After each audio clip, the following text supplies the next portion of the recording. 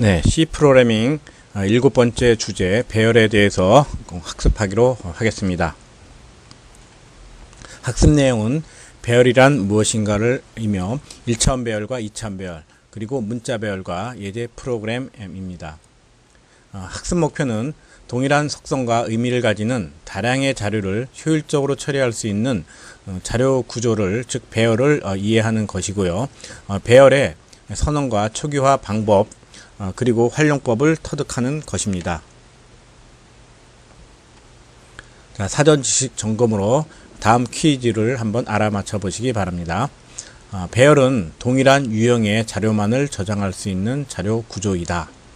자, 앞으로 오늘 우리 배울 그 배열에 관한 그 기본적인 지식인데요. 정답은 맞습니다.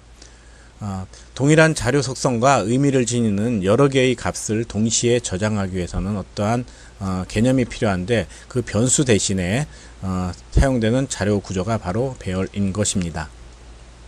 자, 본격적으로 배열에 대한 개념을 알아보도록 하겠습니다. 배열은 그 동일한 자료 속성과 의미를 지니는 여러 개의 값을 동시에 저장하기 위해서 사용하는 것인데, 이러한 그 여러 개의 값을 동시에 저장하기 위해서는 그만큼의 변수가 필요합니다. 근데 그 많은 변수를 일일이 만들어 쓴다는 것은 프로그램 할 때 매우 어려움이 따르겠죠.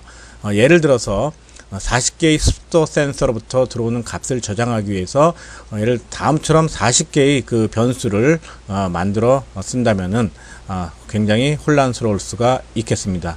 즉 코딩할 때 좀 어려움을 따르겠죠. 이러한 불편함을 해결하기 위해서 배열이라는 자료 구조를 사용을 합니다. 배열은 결국 동일한 크기와 속성을 갖는 연속적인 자료들의 집합체다라고 할 수가 있습니다. 연속적인 값의 그 처리를 위해서는 1차원 배열을 사용하고요. 행렬식 같은 값을 처리하기 위해서는 2차원 배열을 이용을 합니다. 그리고 3차원 게임 구현을 위해서는 3차원 배열을 사용을 합니다. 배열을 사용하기 위해서는 먼저 배열을 선언해야 하는데요. 이때 배열 속에 저장될 값의 유형과 배열명, 그리고 배열의 크기를 기술해야 합니다. 그리고 배열 속의 값, 즉 배열 원소 값에 접근하고자 할 때는 첨자, 인덱스를 사용하는데, 일반적으로 포문과 함께 코딩되어 제어 변수를 첨자로 많이 사용을 합니다. 결국 배열을 사용하기 위해서는 여러 사람의 이름이 필요하다 그러면 이름을 담을 수 있는 배열이 필요하겠고요. 여러 사람의 나이를 담는다면 여러 사람의 나이를 담을 수 있는 정수형 배열이 필요하겠죠. 그리고 여러 사람의 뭐 신장, 키 값을 저장하고자 할 때는 실수형으로 된 배열을, 이런 공간을 마련해 놓고서 인덱스를 이용해 가지고 첫 번째, 두 번째, 세 번째, 네 번째 되어 있다, 이런 식으로 값을 접근해서 사용할 수 있도록 우리가 프로그램을 구현해 주면 되겠습니다. 자, 그럼 배열의 선언 방법에 대해서 알아보도록 하겠습니다.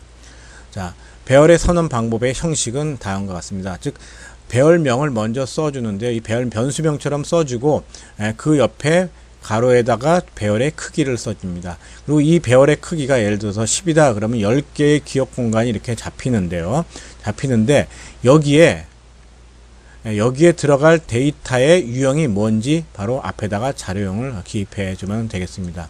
그래서 배열의 크기가 추가되는 것을 제외하고는 기존의 변수 선언과 유사하며, 배열의 크기는 반드시 정수값이어야 합니다.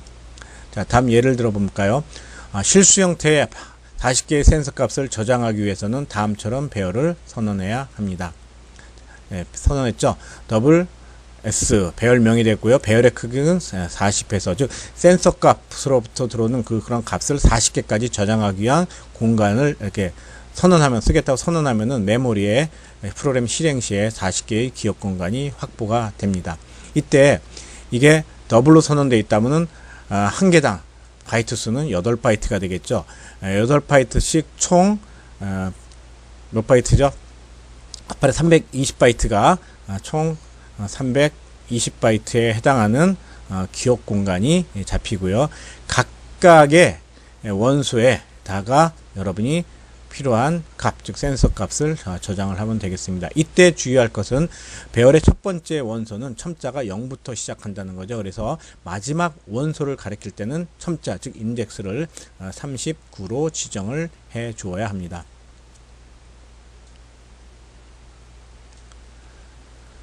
자, 배열을 선언한 후에는 첨자를 바꾸어 가면서 배열 속의 자료를 읽어내거나 저장하며 연산에 사용을 할 수가 있습니다. 예를 들어 다음처럼 배열을 선언하고 첨자를 기술해서 배열을 사용할 수가 있겠습니다. S0라는 것은 결국 첫 번째 배열의 원소가 되겠죠. 첨자 0은 배열의 첫 번째 원소를 가리키는 것으로서 첫 번째 센서 값을 의미하게 되고요. 방금 전에 얘기했듯이 S39 하면은 첨자 39는 배열의 마지막 원소를 가리키는 거죠. 그래서 40번째 센서 값을 의미하게 됩니다. 배열에서 첨자는 0부터 시작하며 선언된 배열의 범위 이내에서의 정수값을 여러분이 첨자로 사용을 해야 되겠습니다. 자, 여기 배열을 선언하고요. 그리고 뭐 어떤 변수, 실수형 변수를 선언한 후 초기값 주는 방법은 이후에도 배우겠지만 각각의 원소에다가 센서로부터 이상한 들어온 값을 우리가 이렇게 부여해 줄 수가 있겠죠. 자, 그러고 난 다음에 이것이 마치 하나의 변수처럼 사용을 하면 되겠습니다. 즉, 첫 번째 원소부터 마지막 원소까지 총 40개의 센서 값을 입력받아서 40개의 값을 받아서 40으로 나누면은 센서의 평균 값이 나오겠네요.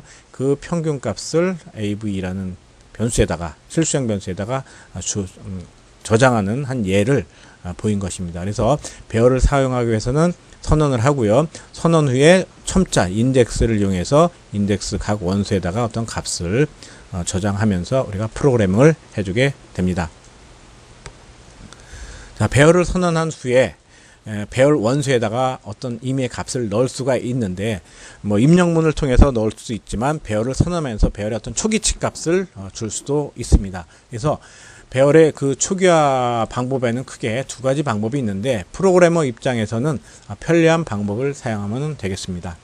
자, 먼저 배열을 선언하면서 초기값을 부여하는 방법입니다. 자, 첫 번째 거 한번 예를 볼까요? 더블 S. 그러면은 S라는 배열을 크기는 얼마? 4개. 즉 48의 32바이트에 4개의 실수값을 담을 수 있는, W0 실수값을 담을 수 있는 기억 공간을 확보해 놓고 각각의 원소의 첫 번째 값, 두 번째 값, 세 번째 값, 네 번째 값을 부여한 예입니다. 중괄호에 초기치 값을 넣고 맨 마지막에 세미콜론으로 닫아주면은 배열을 선언함과 동시에, 즉 기억 공간을 4개 마련한 동시에 거기에다가 초기치 값을 부여한 예제 프로그램이고요. 그 다음은 배열을 선언했는데 배열의 크기를 부여하지 않았습니다. 자, 배열의 크기를 기입하지 않으면은 중괄호 안에 기입된 원소값의 개수가 바로 배열의 크기가 됩니다. 하나, 둘, 셋, 4개. 즉 배열의 크기는 4로 자동으로 지정이 되고요. 각각의 첫 번째, 두 번째, 세 번째, 네 번째 원소로서 그 값이 저장이 됩니다. 자, 이 같은 경우는 배열의 크기는 4인데 원소 값은 2개뿐이 주질 않았죠. 그러면 첫 번째 값, 두 번째 값이 저장이 되고요. 세 번째, 네 번째 값은 그냥 실수기 때문에 0.0으로 자동 초기화가 됩니다. 자, 이 같은 경우는 배열의 크기를 주지 않았지만 배열의 원소가 하나, 둘, 그리고 여기에는 어떤 값도 주질 않았네요. 그럼 여기엔 자연히 0.0이 있다고 보고 4. 그래서 총 4개의 값이 배열 S에 저장이 되는데 첫 번째, 두 번째, 세 번째 원소 값은 0.0으로 초기화되는 예입니다. 자, 이 같은 경우는 배열을 선언했습니다. 배열의 크기가 4, 즉 4개의 값만을 저장을 할 수 있는데 초기치 값으로서 총 5개 값을 주었습니다. 이 같은 경우 이게 생략되는 게 아니라 모자랄 경우에는 에러가 발생합니다. 결국 배열을 선언하면서 초기치 값을 줄 때는 그 배열의 개수보다 작은 원소 값을 초기 값으로 주어야 하겠죠. 자, 두 번째 방법은 배열 선언 후에 할당문을 이용하는 방법입니다. 즉 배열을 선언한 후에 이렇게 선언하면은 공간이 하나, 둘, 셋, 4개가 잡히겠죠. 하나당 8바이트씩 총 48에 32바이트가 잡히게 되고요. 거기에 첫 번째 원소에 80.3, 두 번째 원소에 81.3 이런 식으로 초기 값을 대입해 주는 그러한 방식으로 배열을 초기화 시킬 수 있겠습니다. 자, 리스트 5-1은 1차원 배열의 초기값을 주고 배열 요소의 합을 구하여 출력하는 예입니다. 자, 먼저 메인 함수 시작한 후에 변수 i와 sum1, sum2를 선언하면서 sum2에는 초기값으로 0을 줬죠. 자, 그 다음에 long형으로 해서 정수형 배열 arr를 선언했습니다. 배열의 크기를 기입하지 않았기 때문에 배열의 크기는 하나, 둘, 셋, 넷 다 원소의 개수가 되겠죠. 배열의 크기는 5가 자동으로 지정이 되겠고요. 자, sum1에다가는 어떤 식의 값을 줬냐면은 배열의 원소 값을 다 더해봤습니다. 첫 번째, 두 번째, 세 번째, 네 번째, 4니까 다섯 번째 값이죠. 다섯 번째 값을 다 더해서 sum1에다가 저장했고요. 이번에는 for문을 이용해서 한번 저장을 해본 예입니다. 자, 이 sum2는 등호 표시의 양쪽에 나오므로 이 누적 변수가 되죠. 누적 변수 항상 0으로 초기화시켜 줘야 된다고 그랬죠. 자, 거기에다가 arr, i, 이 첨자가 어떻게 변해가냐면 i는 0에서부터 1씩 증가하면서 0, 1, 2, 3, 4 바뀌면서 그 원소 값을 여기에다가 계속 누적시킵니다. 언제 포문을 빠져나옵니까? i가 5가 되는 순간에 5가 5보다 작지가 않죠. 그래서 for 문장을 빠져나와서 프린트문을 실행해 보니까 sum1도 150, sum2에도 150이 들어있죠. 그래서 그 실행 결과를 출력한 겁니다. 결국 for 문장의 1차원 배열은 이런 식으로 원소 속에 들어있는 값을 이렇게 인덱스 값을 실제 숫자로 부여해서 이렇게 사용하는 것이 아니라 대개의 경우 1차원 배열은 첨자를 이용해서 1차원이나 2차원 배열은 첨자를 이용하는데 결국 포문과 함께 어우러져 가지고 프로그래밍을 많이 하게 됩니다. 자, 리스트 5-2는 두 개의 1차원 배열 A, B를 선언하면서 초기값을 부여했고요. 그러고 난 다음에 그림 5-2처럼 배열 원소를 서로 더해서 배열 C에 저장하고 그 결과를 출력한 예입니다. 그림 5-2가 보여지진 않았지만요. 어떤 의미냐면은 1, 2, 3, 4, 5, 6, 7이 있고요. 이게 배열 A가 되는 거죠. 배열 B는 10, 20, 30, 40, 50, 60, 70이 있을 때 A의 첫 번째 원소와 B의 맨 마지막 원소를 서로 더하고요. 그 다음에 A의 두 번째 원소와 B의 끝에서 두 번째 원소, 마지막 원소를 서로 이렇게 더하면서 결국 맨 마지막에는 A의 끝에 있는 마지막 원소와 B의 첫 번째 원소를 서로 크로스를 해서 더한 그 결과를 한번 출력해 보는 것인데, 그걸 위해서 A, B 배열을 선언함과 동시에 초기칙 배열의 크기는 선언하지 않았고요. 그래서 A의 배열의 크기는 7이 될 것이고 B의 배열의 크기도 당연히 7개니까 7이 되겠죠. 그리고 7개의 배열 원소의 합을 더해서 저장하기 위한 배열 C를 선언함과 동시에 인덱스 변수를 선언해 줬습니다. for 문장, 요 for 문장에 의해서 i가 0, 1, 2, 3, 4 증가해가지고 얼마까지 i가 결국 8, 2, 7보다 뭐 작냐, 요거 i가 8이 될 때까지 궁극적으로 이 수식을 실행을 합니다. 즉 C의 제로, 첫 번째 원소에는 A의 첫 번째 원소 플러스 B의 6 빼기 0이니까 결국은 마지막 원소가 되겠죠. 마지막 원소가 여기에 들어가고, 그 다음 C의 두 번째 원소에는 A의 첫 번째 원소에다가 B의 6 빼기 i가 1이니까 결국 끝에서 두 번째 원소, 즉 첫 번째 원소와 끝에서 두 번째 원소가 더해져서 이렇게 들어가겠죠. 자, 이런 식으로 하다 보면은 C의 i는 6이 될 거고요. A의 마지막 원소하고 그 다음에 B의 6 빼기 6을 하니까는 이게 제로가 되죠. B의 첫 번째 원소가 더해져서 C의 마지막 원소로 저장이 됩니다. 그렇게 계산한 후에 빠져나와서 for 문장에 의해서 i가 0에서부터 1씩 증가하면서 i가 6일 때까지, 7이라면 안 하겠죠.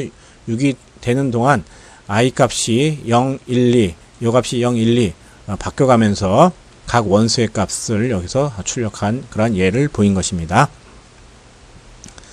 자, 다음은 2차원 배열에 대해서 설명하도록 하겠습니다. 자, 1차원 배열이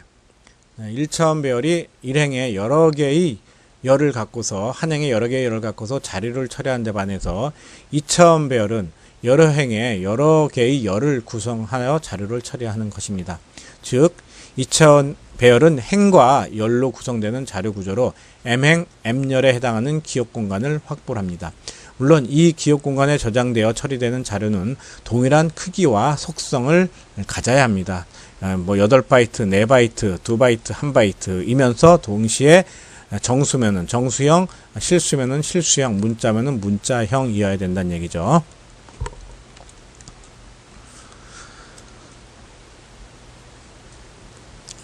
자, 2차원 배열을 그러면 선언은 어떻게 하냐? 2차원 배열의 선언 방법은 1차원 배열이 열의 크기에 따르면 행의 크기가 더 들어간다는 것입니다. 즉 1차원 배열 선언과 비슷하지만 행뿐만 아니라 열의 크기도 기술하는 거죠. 행, 열, 행과 열의 크기. 행은 1행, 2행, 3행, 4행이 될 거고 열은 이쪽이 되겠죠. 그래서 행과 열의 크기를 더 지정해 줌으로써 2차원 배열을 우리가 만들 수가 있겠습니다. 자, 예를 들어서 4명의 학생이 시험을 봤을 때 컴퓨터 성적, 영어 성적, 수학 성적을 저장하고 싶을 경우 2차원 배열을 이용하면 성적 처리가 용이하겠습니다. 자료 처리 대상 학생 수가 4명이고 각 학생당 처리될 자료의 수는 3개이므로 자료의 유형은 정수이므로 4행 3열의 정수형 배열, 스코어는 프로그래머가 지정해 주는 거겠죠. 이 스코어를 선언하면 되겠습니다. 여기처럼 롱에서 스코어, 배열명은 스코어가 되고요. 거기에 들어간 자료형은 롱, 정수형 타입이고요. 5명이므로 4명이므로요. 4명일 때 5행 3열로 했습니다. 자, 5행 3열 4명인데 어떻게 5행을 했나? 좀 충분히 줄 수도 있겠죠. 딱 맞춰가지고 만약 여러분이 딱 맞춰가지고 자료를 저장하고 싶다 그러면 여기를 4로 주면 되겠습니다. 그래서 4행 3열에서 4명 학생의 여기 컴퓨터 영어 수학 성적을 저장했다는 의미로서 이렇게 선언을 하면은 컴퓨터에는 이렇게 잡히는 게 아니라 실제 선형으로 첫 번째 학생 자료, 두 번째 학생 자료, 세 번째 학생, 네 번째 학생 자료가 들어갈 수 있게끔 컴퓨터 영어 수학, 또 컴퓨터 영어 수학, 컴퓨터 영어 수학, 컴퓨터 영어 수학 이렇게 해서 총 몇 바이트가 요 한 학생의 그 자료가 롱이니까는 8바이트인가요? 8바이트로 해가지고 8바이트 곱하기 3개니까는 38에 24 24 곱하기 4한 총 96바이트가 잡히게 됩니다. 자, 이거를 논리적인 공간으로 한번 표현해 보면요. 이렇게 되는 거죠. 4명 학생에 대해서 컴퓨터, 영어, 수학 성적 값이 여기에 이렇게 들어가게 되는 거죠. 그래서 첨자가 00일 경우에는 첫 번째 학생의 컴퓨터 성적, 01일 경우에는 첫 번째 학생의 영어, 그리고 02일 때는 첫 번째 학생의 수학 성적이 있다라고 이렇게 보면 되겠습니다. 이건 논리적인 표현이고 물리적인 표현은 방금 앞에서 설명했듯이 이런 방식으로 상위 번지에서 하위 번지까지 총 쭉 이렇게 자료가 저장된다고 이어서 연속해서 자료가 저장된다고 보면 되겠습니다. 첫 번째 학생, 두 번째 학생, 세 번째 학생 이런 식으로 자료가 저장되는 것이죠. 자, 1차원 배열과 유사하게 2차원 배열을 사용할 수가 있겠습니다. 2차원 배열을 선언한 후에 배열의 원소를 가리키는 첨자를 바꿔가면서 배열 속의 자료를 저장 및 인출하면 됩니다. 이때 배열의 범위를 벗어나면 첨자를 사용한다면 에러가 발생을 하겠죠. 자, 이 같은 경우 방금 전에 4명의 학생에 대한 3과목 성적을 처리하겠다고 배열을 선언을 한 후에 첫 번째 학생의 첫 번째 과목 성적, 이건 뭐죠? 두 번째 학생의 두 번째 과목이 되겠죠. 이건 세 번째 학생의 세 번째 과목 성적을 95로 할당한 예입니다. 자, 이처럼 이 같은 경우는 네 번째 학생의 첫 번째, 두 번째, 세 번째 과목이 되겠죠. 즉 뭐 과목을 점수가 줄 수 있겠는데, 근데 실질적으로 이 부분 다시 정정하겠습니다. 3의 3은 네 번째 학생의 네 번째 과목에 대한 점수를 주고자 하는 건데, 네 번째 과목은 없죠. 이것은 배열의 크기를 얘기하는 거고, 이것은 배열의 원소, 첨자, 원소가 되는 거죠. 첨자는 0부터 시작한다고 그랬기 때문에 0, 1, 2까지만 0, 1, 2 세 개가 있는 거죠. 3은 없습니다. 그러므로 범위를 초과했기 때문에 에러가 발생하고요. 이 같은 경우도 열은 상관없습니다. 첫 번째 과목인데 4라는 얘기는 네 번째 학생이 아니라 다섯 번째 학생이 됩니다. 그래서 다섯 번째 학생 범위 오버되죠. 이것과 이것은 또 틀린 거죠. 배열의 크기 4. 이것은 첨자 다섯 번째 학생이 없기 때문에 에러. 그래서 배열의 범위를 벗어나서 여러분이 첨자를 사용하면 에러가 나므로 주의해야 하겠습니다. 자, 그러면은 2차원 배열에 대해서 한번 초기화를 하는 방법은 무엇인지 한번 살펴보도록 하죠. 2차원 배열의 그 초기화도 1차원 배열처럼 2차원 배열을 선언하면서 동시에 초기값을 부여할 수가 있겠습니다. 이때 좀 차이가 있다면은 중괄호 속에 행 단위로 배열의 원소값을 넣어주면 되겠습니다.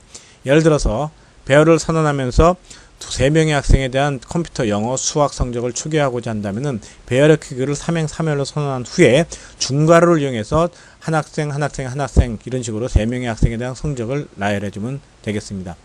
초기값 부여 시에 한 줄에 코딩하기가 곤란할 경우 여러 줄에 코딩하는 것도 가능합니다. 아래 예를 보였죠.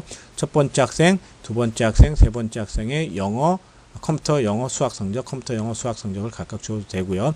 여러 줄에 여러분이 첫 번째 학생, 두 번째 학생, 세 번째 학생의 성적을 초기화 시켜도 좋습니다. 끝에는 세미콜론을 붙여줘야 되죠. 자, 리스트 5-3은 2차원 배열의 사용 예입니다. 주어진 테이블 자료에 대한 행과 열의 합계를 구하여 각 행과 열의 마지막 원소에 저장한 후에 테이블 내용을 그대로 한번 출력해 본 것입니다. 무슨 얘기냐? 여기 실행 결과를 보면은요. 실행 결과를 보면은 3행 3열에 데이터가 이렇게 있습니다. 3행 3열은 여기에서 주어졌죠. 3행 3열의 데이터 1, 2, 3, 4, 5, 6, 7, 8 줬는데 배열의 크기는 4행 4열로 줬습니다. 배열의 크기는 4와 4, 4행 4열로 줬는데 4행 4열은 바로 이 사료의 합을 구해서 저장하기 위한 기억 공간으로서 하나 더 준 것이죠. 열도 마찬가지입니다. 이쪽 열을 하나 더 준 것이죠. 그래서 합계값을 저장하기 위한 기억 공간을 하나 더 충분히 잡아 놓고서 거기에다가 초기치 값을 주었습니다. 그럼 맨 끝에는 처음에는 다 초기치 값으로 다 0이 들어가 있겠죠. 실제 이렇게 배열을 선언하면은 4행 4열로 1, 2, 3, 4, 5, 6, 7, 8, 9가 들어가 있고요. 끝에는 데이터 값을 안 줬기 때문에 다 0이 들어갔겠죠. 여기도 더 이상 값을 네 번째 행의 값을 주지 않았기 때문에 자동으로 0이 채워진다라고 보면 되겠습니다. 이런 상태에서 중첩 포문을 이용해서 i가 0일 때 j는 0, 1, 2, i가 1일 때 j는 0, 1, 2, i가 2일 때 j는 0, 1, 2, 총 3, 3은 9, 9번 이 문장을 반복하면서 첨자를 바꿔가면서 각 원소에다가 이 값을 누적해서 넣는 거죠. 자, 이 같은 경우는 j 값이 변합니다. j 값은 뭐냐면은 이 부분이 되겠죠. i는 궁극적으로 행을 나타내는 겁니다. i는 행을 나타내고 j는 열을 나타내는 거죠. 그래서 i가 0일 때 j가 0, 0, 1, 2, 3 이렇게 바꿔가면서 거기에 있는 점수를 i의 즉 첫 번째 행의 맨 마지막 원소가 이거죠. 여기에다가 1, 2, 3을 더해서 넣으면 결국 여기는 6이 들어가겠네요. 자, 이것은 뭐겠습니까? 열의 값을 누적시키는 거죠. 이 값은 반대로 열의 값을 누적시키기 때문에 1, 4, 7 해서 여기에는 12를 넣겠네요. 자, 이런 식으로 하다 보면은 각각의 맨 마지막 원소의 값이 누적이 되고요. 그리고 빠져나온 후에 그 4행 4열에 있는 4, 4, 16 총 16개의 값을 여기 배열 속에 들어있는 총 16개의 값을 이런 식으로 차례대로 찍어주는 거죠. 그래서 리스트 5-3은 2행 2열에 2차원 배열에 들어있는 어떤 그 값 자료를 집어넣은 다음에 그 값을 출력한 예를 한번 보여본 것입니다.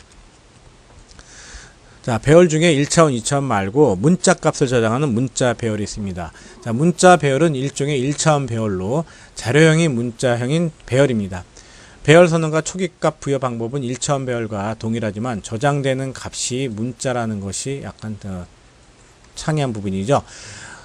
배열의 마지막 원수가 널 값이면은 그 배열은 문자열로 취급이 될 수가 있겠습니다. 문자 배열의 선언 및 추계화에는 다음과 같습니다. 자, 20개의 문자를 저장하는 문자 배열 선언했죠. 20개의 문자를 저장할 수 있는 문자 배열을 선언함과 동시에 초기 값으로 문자를 이렇게 줬네요. 그러면은 첫 번째, 두 번째, 세 번째, 네 번째 값이 있고요. 다섯 번째 값에는 널 값이 자동으로 채워집니다. 이 같은 경우는 문자의 크기를 주지 않았죠. 하나, 둘, 셋, 넷. 여기에는 널 값이 채워지지 않고 배열의 크기는 4로 지정되면서 그냥 문자 배열로 사용할 수가 있게 되겠습니다.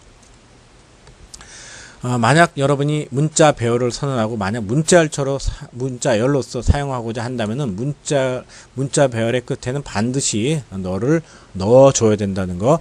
이 같은 경우는 문자 배열로 처리가 되겠지만요. 이 같은 경우는 문자열로 사용될 수 있겠지만 이 같은 경우는 문자열로 사용될 수 없음을 유념해 주시기 바랍니다. 자, 문자 배열의 사용 시 주의할 점. 문자 배열에 저장되는 내용은 RC 코드 값이며 마지막에는 아까 얘기했듯이 널이 들어가야 된다고 그랬죠. 그래서 문자 배열에 널이 들어가면은 문자열 처리가 가능하게 되고요. 문자 배열에 저장된 값은 배열의 원소를 이용하여 한 문자씩 처리하거나 문자 배열명을 이용하여 배열 속에 저장된 전체 문자를 문자열처럼 사용할 수가 있습니다. 자, 리스트 5-4는 str1과 str2에 두 개의 문자 배열을 선언하면서 초기 값을 준 후 str1과 str2에 있는 문자를 한번 연결시켜 본 예입니다. 자, str1 문자 배열을 선언하고 초기치 값 줬죠. 그러면 끝에는 당연히 널 값이 들어가는 문자열로 처리가 될 수가 있다고 그랬습니다. 이나 테크 끝에는 널이 들어간다고 그랬죠. 자, 그 다음에 str1 이거였죠.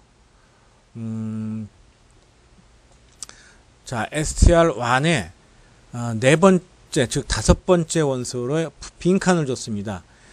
다섯 번째 원칸에 빈칸을 줬다는 얘기는 하나, 둘, 요 끝에 빈칸이 하나 더 있는 그러한 개념이 되겠죠. 빈칸이 있는 상태에서 i가 0에서부터 시작해 가지고요.